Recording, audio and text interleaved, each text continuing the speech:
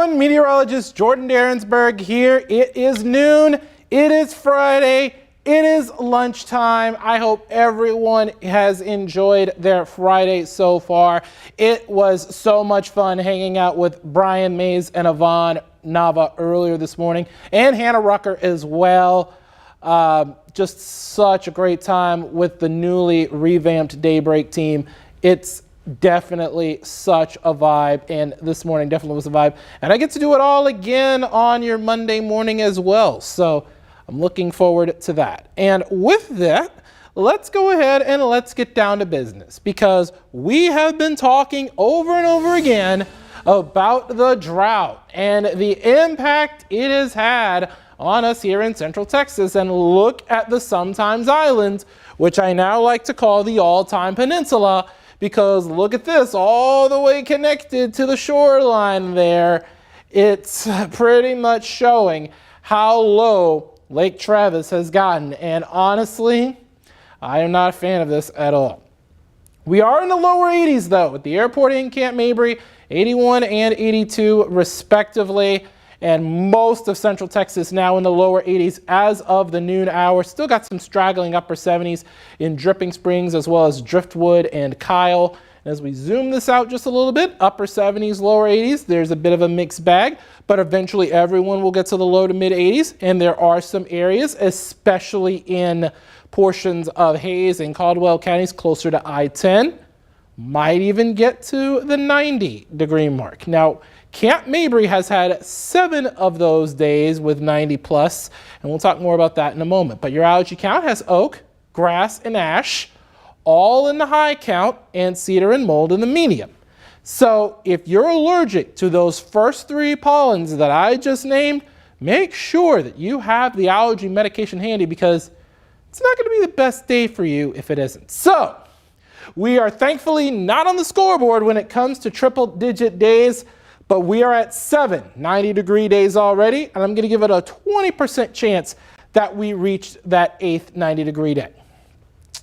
Now, here's your Friday afternoon. Temperatures right now, upper 70s, lower 80s. Eventually, we get to those mid to upper 80s area-wide, but then watch how the temperatures drop, and we could get it down into the 40s in some isolated spots in the coastal plains to start your Saturday morning jog. But it's mostly going to be low to mid 50s for most of Central Texas for tomorrow morning. Now, for this evening, the Round Rock Express, they are taking on the Oklahoma City Comets. They are affiliated with the Los Angeles Dodgers. And last year, the Oklahoma City Comets were known as the Oklahoma City Baseball Club, or as I like to call them, the No Names. So they finally have their identity. I know they're going through a little identity crisis, but all jokes aside, upper 80s, easterly breeze at 11 miles an hour, so it's going to be coming in from the right field foul pole, so that could be interesting for balls hit in left field toward that home run porch. It's going to depend on whether or not the trajectory of the ball takes it more towards left center or straight left field, because that ball could hook foul if it goes straight toward left field, given it the easterly flow of the wind. Now for tonight, getting down to those mid-50s like what I just talked about. But as we take a look at your weekend forecast, lower 90s possible, especially on your Sunday afternoon. So that would be number 8 for Camp Mabry for 2025. Again, I did say that we have a 20% chance that we get to 90 for today. That would be number 8 if we got there today.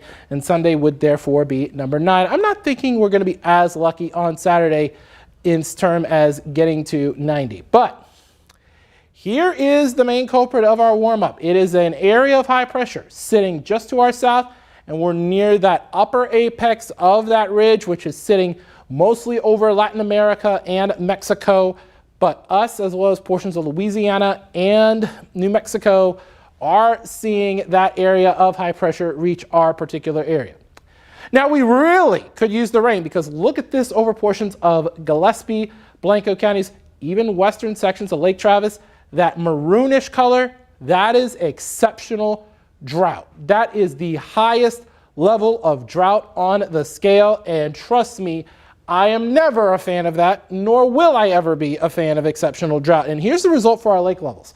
Lake Travis at 43% and Lake Buchanan at 56%. And If we don't get good rains, those levels are going to continue to drop.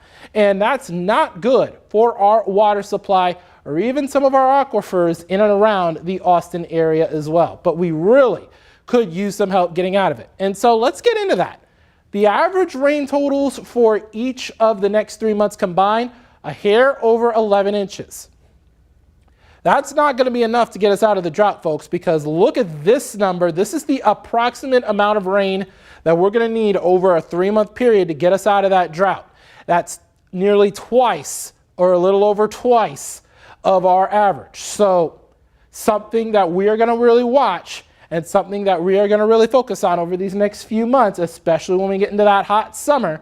And May's average rainfall is 5.04, so something to watch there as well. Now, the thing about this is that we are no longer in a La Nina. We are now in what's known as ENSO neutral conditions, which means we are neither in a La Nina or an El Nino. We're neutral. We're around average. But average, as far as our drought situation, is not going to be good enough over these next 3 months. We really need to get 22 inches of rain over the next 3-month period to get us out of that drought within that time. So we're going to continue to watch this throughout the course of these next few months so that we can get any rain chances, unlike what we're seeing in the 7-day, so that we can get to that particular mark.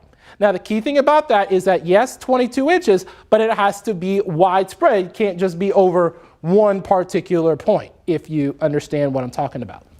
Low 90s for Sunday and Monday, like I talked about, but we are going to be a bit muggier, even though we don't necessarily have rain chances. So we're going to add a few more clouds, and we do have a weak front coming in by the time we get to Monday and Tuesday. And I haven't even put it on the graphic there because we are more than likely not going to see very much of a cool down, if any at all. It's going to feel more like late spring as opposed to mid-spring here in Central Texas. So not really good news when it comes to that. So I'm going to put our drought monitor with the Highland Lakes on. And what we are going to do now is I'm going to see if you guys have any questions you might have for me. Let's see. Well,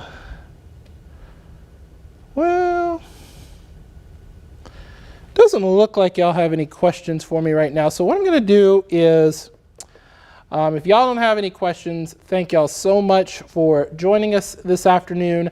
Hunter Williams will be in for KB News at 4, 5, 6, and 10 with all the latest on whether or not we have that 80th 90-degree day for today, as well as your weekend forecast. So with that, I'm meteorologist Jordan Aaronsberg. I hope everyone has enjoyed their Friday afternoon so far, and have a great, safe weekend for those who have started their weekend.